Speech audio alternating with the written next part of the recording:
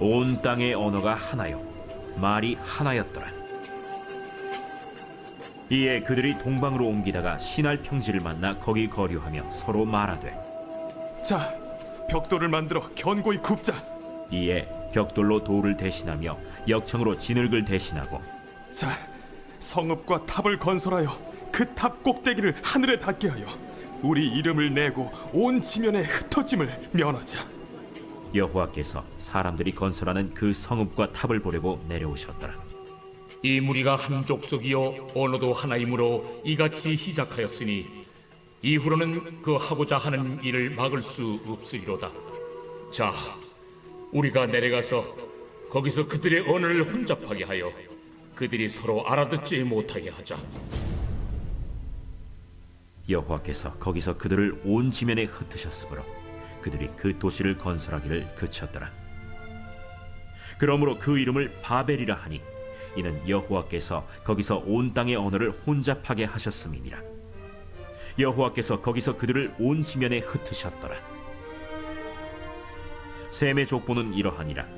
셈은 100세 곧 홍수 후 2년에 아르박삿을 낳았고, 아르박삿을 낳은 후에 500년을 지내며 자녀를 낳았으며, 아르박삿은 35세에 셀라를 낳았고, 셀라를 낳은 후에 403년을 지내며 자녀를 낳았으며, 셀라는 30세에 에벨을 낳았고, 에벨을 낳은 후에 403년을 지내며 자녀를 낳았으며, 에벨은 34세에 벨렉을 낳았고, 벨렉을 낳은 후에 430년을 지내며 자녀를 낳았으며, 벨렉은 30세에 르우를 낳았고, 르우를 낳은 후에 209년을 지내며 자녀를 낳았으며, 르우는 32세에 스룩을 낳았고, 스룩을 낳은 후에 207년을 지내며 자녀를 낳았으며, 스룩은 30세에 나홀을 낳았고, 나홀을 낳은 후에 200년을 지내며 자녀를 낳았으며, 나홀은 29세에 데라를 낳았고, 데라를 낳은 후에 119년을 지내며 자녀를 낳았으며, 데라는 70세에 아브람과 나홀과 하란을 낳았더라. 데라의 족보는 이러하니라. 데라는 아브람과 나홀과 하란을 낳고, 하란은 롯을 낳았으며, 하란은 그 아비 데라보다 먼저 고향 갈대아인의 우르에서 죽었더라. 아브람과 나홀이 장가들었으니 아브람의 아내의 이름은 사레며, 나홀의 아내의 이름은 밀가니 하란의 딸이요, 하란은 밀가의 아버지이며 또 이스가의 아버지더라. 사레는 임신하지 못함으로 자식이 없었더라. 데라가 그 아들 아브람과 하란의 아들인 그의 손자 롯과 그의 며느리 아브람의 아내 사레를 데리고 갈대아인의 우르를 떠나 가나안 땅으로 가고자 하더니 하란에 이르러 거기 거류하였으며, 데라는 나이가 205세. 아멘.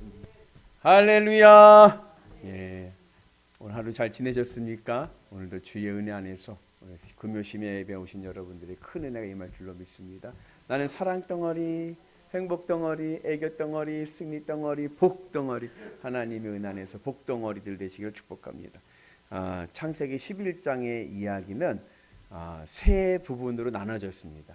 1절부터 9절까지는 바벨탑 이야기고, 그리고 10절부터 26절에는 셈의 후손들에 대한 이야기고, 그리고 27절부터 32절은 데라의 이야기입니다. 데라의 족보의 이야기인데 여기 누가 나와요?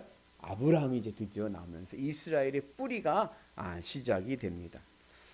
성경에서 이 창세기, 출애굽기, 레위기, 민수기, 신명기를 뭐라고 부르냐면 오경이라고 불러요. 그죠? 5권의 책이다라는 뜻이에요. 그런데 이것을 원래 이제 히브리어 유대인들은 뭐라고 부르냐면은 토라라고 부릅니다. 토라. 토라라는 말은 단수예요. 단수는 뭐예요? 하나예요, 하나. 그래서 유대인들은 창세기, 출애굽기, 레위기, 민수기, 신명기를 한 권의 책으로 봅니다. 한 권의 책. 그래서 각 책의 1장 1절은, 그러니까 창세기를 뺀 출애굽기, 레위기, 민수기, 신명기의 1장 1절은 뭐로 시작하냐면 그리고 하면서 이어집니다. 그리고 이 5권의 이 책이 한 권의 책으로 읽혀지기를 원하는 이 토라의 의미는 뭐냐면 가르침이에요. 가르침. 이걸 이제 가르침이란 이 토라를 이제 나중에 신약 시대 때 히브리어를 헬라어로 번역할 때 이 토라라고 하는 이 단어를 이제 노모스라 해가지고 율법이라고 이제 번역을 하게 됐죠. 그래서 이제 오경을 율법이라고도 이제 이야기를 하는데, 신약 성경에서 말씀하는 율법은 이 창세기서부터 신명기까지에 있는 이 5권의 책을 이야기합니다. 그 중에서 이제 우리가 이제 창세기의 말씀을 보고 있지 않습니까? 이 창세기는 1장부터 11장, 오늘 11장까지는 원역사라고 해서 이 인류의 기원에 대해서 이야기하는 거예요. 인류의 기원. 그리고 이제 오늘 이 데라부터 나오는 27절부터는 이제 이스라엘의 기원에 대해서 이야기합니다. 그래서 인류의 기원과 이스라엘의 기원을 이야기하죠. 원래 창세기를 유대인들은 뭐라고 구분하냐면은 태초회라고 구분합니다. 그러니까 이제 5권의 구분이 있는데 책으로 구분했는데 유대인들이 5권의 구분을 각 1장 1절 첫 번째 단어가 그 책의 이름인 거예요. 그리고 창세기는 여러분 뭐로 시작해요? 태초회, 그죠? 베레시트, 태초회. 그래서 창세기는 원래 태초회예요. 근데 이 태초회라고 하는 이 책을 이제 랍비들이 헬라어로 번역하면서 신약 시대에 오면서 이제 중간기에 번역을 할 때 이름을 붙인 거예요. 그때 뭐라 붙였냐면은 텔레도트. 우리가 잘 아는 자동차 이름 제네시스. 헬라어로는 게네시스라고 하고 이름을 바꾼 거예요. 이 제네시스라고 하는 이 단어는 여러분 영어 하시는 분 알겠지만 오리진, 기원이란 뜻이고 유대인들의 단어로는 족보라는 뜻이에요. 족보. 그래서 텔레도트라는 단어는 족보라는 뜻입니다. 그 이제 책의 이름을 족보로 지은 거예요. 왜냐하면 이 창세기에는 10개의 족보가 나옵니다. 10개의 족보. 5개는 원역사 1장부터 11장에 나오고 또 5개는 오늘 27절부터 나오는 데라의 족보로부터 해서 5개의 족장들의 족보가 나와요. 그래서 이 창세기는 10개의 기둥으로 세워진 하나님의 말씀입니다. 이래서 원래 이제 제네시스에서 족보, 기원, 뿌리를 이야기한다는 거예요.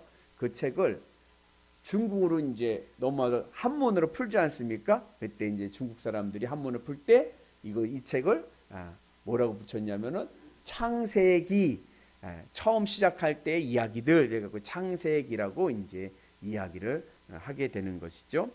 그 중에서 이제 오늘 말씀은 크게 2가지의 사건이 있는데 아까 데라의 아브라함 이야기고 그보다 우리가 더 흥미로운 이야기는 뭐예요? 바벨탑 이야기죠. 그죠? 바벨탑 이야기 아시죠? 바벨의 사람들이 모여가지고 탑을 짓기로 했어요. 얼마큼? 높이? 하늘에 닿을 만큼 높이 이제 짓게 되죠. 이 바벨과 교회와 공통점이 있습니다. 그것은 무엇이냐면 우선 사람들의 모임이에요. 교회라는 뜻이 뭐예요? 에클레시아, 공동체라는 뜻입니다. 교회는 예배당이 아니에요. 교회는요, 믿는 자들의 모임이에요. 공동체예요. 그래서 2-3 모인 그곳이 바로 교회가 되는 거예요. 바벨도 뭐예요? 사람들이 모이는 거예요. 그죠? 바벨에 모였어요. 그리고 그 다음에 2번째 공통점이 뭐냐면 일치, 단합을 중요시 여깁니다. 우리 교회도 보면 같은 말, 같은 마음, 같은 뜻, 같은 열매, 같이 일치된 신앙, 그죠? 바벨탑의 사람들도 보면 우리가 하나가 되어서 높이 탑을 쌓자 하면서 한 마음 되기를 원해요. 하나 되려고 합니다. 그리고 3번째 공통점은 뭐냐면 뭔가 하나 하려고 그래. 큰 일을 하려고 그래요. 오늘 바벨탑 지을 때 사람들이 목표 우리의 이름을 높이자. 큰 일을 하려고 그래요. 어떤 분들이 이 땅에 한번 태어났는데 뭔가 하나를 하고 가야지 이러면서 큰 일 하려고 하지 않습니까? 높이 올라가려고 그래요. 근데 교회도 요즘 교회도 어때요? 뭔가 큰 일을 하려고 그래. 교회도 크게 짓고 뭔가 그냥 크게 뭔가를 하려고 합니다. 그래서 이 교회와 바벨이 이러한 공통점을 가지고 있습니다. 차이가 없어졌어요. 차이가. 바벨탑과 교회와 차이가 없어요. 요즘에. 그래서 이단들이 교회를 뭐라고 비판을 해요? 이단들이 뭘 하냐면요, 교회는 바벨이라고 그래요. 타락했다고 그래요. 왜냐하면 이러한 바벨탑과 공통점이 있기 때문에 그래요. 높아지려고 하고 뭔가 큰 일을 하려고 하고, 그래서 많이 비판을 받습니다. 교회는 믿음의 공동체지 뭐 세상에서 뭐 큰 일을 하거나 큰 교회를 짓거나 막 뭐게 대단한 일을 하려고 하는 모임이 아닙니다. 교회는 하나님의 말씀 따라서 내게 주어진 삶 속에서 하나님의 뜻이 흐르도록 하는 것이 교회인 거예요. 뭐 하나님 나에게 맡겨주신 사명이 있는데 그거는 마음에 안 든다고 해가지고 때려쳐버리고 내 마음대로 간다고 높이 올라가는 거는 바람직하잖아요. 내게 주어진 자리에서 하나님 주신 뜻을 이루며 나가는 것이 귀하고 복될 줄로 믿습니다. 그래서 우리 교회가 바벨이 아니라 하나님의 거룩한 도성되는 은혜가 있기를 축복합니다. 세상 사람들이 이 인류 역사상 인류가 추구하는 것 중에 중요한 가치가 하나 있습니다. 그것은 무엇이냐면은 단합하고 뭉치는 거예요. 그죠? 단합하고 뭉치는 거예요. 우리나라 유명한 초대 대통령 이승만 대통령께서 하신 말씀이 있습니다. 뭐죠? 뭉치면 살고 흩어지면 죽습니다. 맞죠? 뭉치면 살고 흩어지면 죽는 거예요. 요즘 말이 바뀌었습니다. 뭉치면 싸고 흩어지면 비쌉니다. 공동구매 뭘 하나 사더라도 같이 모여서 사면은 싸. 그죠? 근데 그냥 하나씩 낱개로 사면은 비싸. 뭉치면 싸고 흩어지면 비쌉니다. 이걸 가지고 어느 휴대폰 회사의 통신사에서 광고를 냈어요. 뭐라고 냈냐면 착한 가족은 뭉치는 가족이다. 휴대폰들 결합하면요 싸요. 그러니까 착한 가족은 뭉치는 가족이다. 그래서 세상의 가치 중에 하나는 뭐냐면은 뭉치는 거예요. 그런데 인류의 역사가 공허해지고 혼돈해지고 타락하게 된 이유가 뭔지 아세요? 오늘 바벨탑에 보니까 나왔어요. 뭐죠? 너무 잘 뭉쳐서 그런 거예요. 그래서 하나님께서 오늘 어떻게 해요? 뭉치지 말라고 언어를 바꿔주셨어요. 아담과 하와, 여러분 이 원죄의 기원도요 아담과 하와가 너무 잘 뭉쳐서 생긴 일이에요. 너무 금슬이 좋아. 그러니까 하와가 받아서 선악과를 받아가지고 아담에게 주니까 아담이 주는 대로 먹어. 금슬이 안 좋으면 어떻게 했을까요?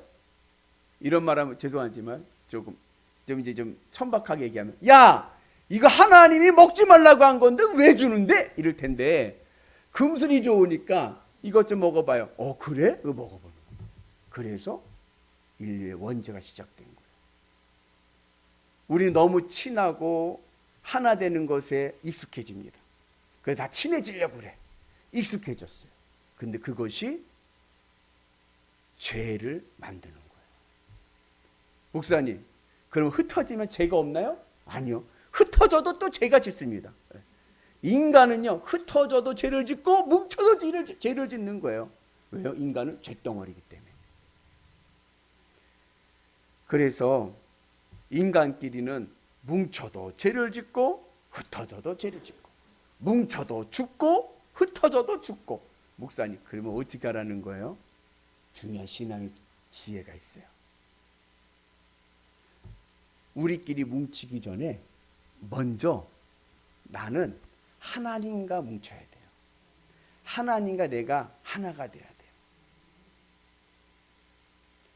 그래서 우리가 하나님과 먼저 내 마음이 뭉치고 난 다음에 세상 사람들과 관계를 맺고 교제하고 그리고 뭉쳐야지, 하나님하고 뭉치지 않은 상태에서 우리들끼리 뭉치면 뭐밖에 안 나온다? 죄밖에 안 나온다. 여러분들 모여가지고 얘기해 보세요. 그럼 다 무슨 얘기예요? 맨 처음 좋은 얘기하다가 나중에 흘러가는 거 가면은 남 얘기하는 걸로 끝나버려. 그리고 집에 갈 때는 어떻게? 그때 호호거리지만 집에 갈 때 뭔가 씁쓸음해. 죄책감이 오는 거 내 마음에서. 하나님과 내가 하나로 뭉쳐져서 내 마음이 하나님으로 기쁘고 하나님과 한 마음이 돼서 하나님의 마음을 품고 그리고 사람들과 관계를 맺을 때 우리의 삶이 건강하고 행복할 줄로 믿습니다. 그래서 여러분 뭉친다는 것, 단합한다는 것은요 몸으로 단합하는 게 아니에요. 몸은 하나로 뭉칠 수가 없죠. 뭐가 뭉쳐요? 마음이. 그럼 어떻게 해야 잘 뭉칩니까? 누구랑 잘 맞춰요? 잘 뭉쳐요? 마음이 맞아야 잘 뭉치죠. 마음이 안 맞는 사람하고는 안 뭉쳐져. 마음이 같아야 돼. 예를 들자면 노조 하잖아요. 그러면 그 노조들이 왜 그렇게 자기네들끼리 단결해가지고 똘똘 뭉쳐가지고 얼마나 단결이 잘 되는지 우리 회사가 아닌 다른 회사가 데모를 해도 우리 회사에서 또 같이 가서 같이 해줘. 단합이 잘 돼. 왜요? 마음에서 추구하는 가치가 동일하기 때문에 그런 거예요. 임금 그리고 복지 그리고 기득권 내가 가지고 있는 마음의 가치와 맞는 사람들끼리는 잘 뭉칩니다. 그래서 마음이 맞지 않으면 뭉쳐지지가 않는 거예요. 그래서 오늘 우리가 하나님과 하나 돼서 뭉치기 위해서는 하나님과 내가 어떻게 돼요? 같은 마음이 돼야 돼. 같은 마음. 그러니까는 같은 말, 같은 마음, 같은 뜻, 같은 열매는 먼저 누구와? 하나님과 하나님. 그러면 하나님 보고 날 맞추라고 그래야 돼요? 내가 하나님을 맞춰야 돼요? 내가 하나님을 맞춰야 돼요. 어떻게 하나님을 맞출 수 있습니까? 말씀이 있잖아요. 말씀을 듣고 순종하면서 내가 하나님께 맞춰가는 거예요. 그래서 하나님과 내가 하나 되고 뭉치면 내 삶에 하나님의 놀라운 은혜와 복이 넘쳐날 줄로 믿습니다. 그렇게 하나님과 한 사람 한 사람 뭉쳐진 사람들이 모여서 하나 된 공동체가 교회인 거예요. 그 은혜가 오늘 우리 가운데 있기를 주님의 이름으로 축복합니다. 그 교회가 모인 곳에는 능력이 나타납니다. 초대교회에 성령이 임했어요. 그죠? 사도행전 2장이 바로 교회의 기원입니다. 초대교회에 성령이 임할 때 그 성령이 어떻게 임했어요? 한 사람 한 사람 각자에게 임한 거예요. 그 성령체험을 통해서 하나님을 만난 성도들이 모여서 교회가 된 겁니다. 그리고 그들이 나가서 복음을 전하니 능력이 일어나는 거예요. 오늘 우리에게도 그 은혜가 있기를 축복합니다. 그래서 우리 하나님의 은 안에서 하나님과 한 마음 되어서 먼저 하나님과 뭉쳐서 하나 된 곳은 교회가 되지만 하나님 없이 우리끼리 마음 맞아서 모이는 곳은 바벨탑이 되는 거예요. 오늘 우리 교회가 하나님의 교회 되기를 축복합니다. 초대교회가 되기를 축복합니다. 그래서 늘 주님의 은혜 안에서 먼저 하나님과 한 마음 되도록 해야 돼요. 그래서 교회는 신정 공동체, 하나님이 다스리는 공동체인 거예요. 기득권을 내려놓고 세상은 정치 집단이죠. 기득권을 가지고 다수결을 가지고 세를 모으고 권력을 모으고 교회는 그런 것이 아니에요. 교회는 세를 모으는 곳이 아닙니다. 교회는 네 편 내 편 가르는 곳이 아닙니다. 교회는 오직 주님 편밖에 없는 거예요. 주님의 십자가 안에 다 모여가지고 하나 되는 교회. 그 은혜가 오늘 우리 가운데 있기를 축복합니다. 그래서 주의 은혜 안에서 주의 뜻을 이루어 갈 때 우리의 삶이 능력 있는 삶, 축복의 삶이 될 줄로 믿습니다. 사람들끼리 모이면 바벨이 됩니다. 결국은요 이해관계로 모여가지고요 원수가 되는 거예요. 우리는 주님의 사랑으로 하나 되는 은혜가 있기를 축복합니다. 하나님께 모이면 우리에게 놀라운 능력이 일어나고 서로 사랑의 공동체가 되고 하나님의 은혜의 열매를 맺게 될 줄로 믿습니다. 바라기는 여러분들의 가정이 바벨이 아니라 교회 되기를 축복합니다. 마음의 믿음 안에 있으면 교회인 거예요. 그죠? 우리 교회가 하나님의 교회 되기를 축복합니다. 그래서 늘 주님의 십자가 은혜 안에서 내 마음에서 첫 번째는 예수 그리스도. 늘 우리 모두 예수님 앞에 붙읍시다. 그래서 모여서 우리 모두가 성령의 놀라운 능력을 보는 위대한 성도들 되시기를 주님의 이름으로 축복합니다.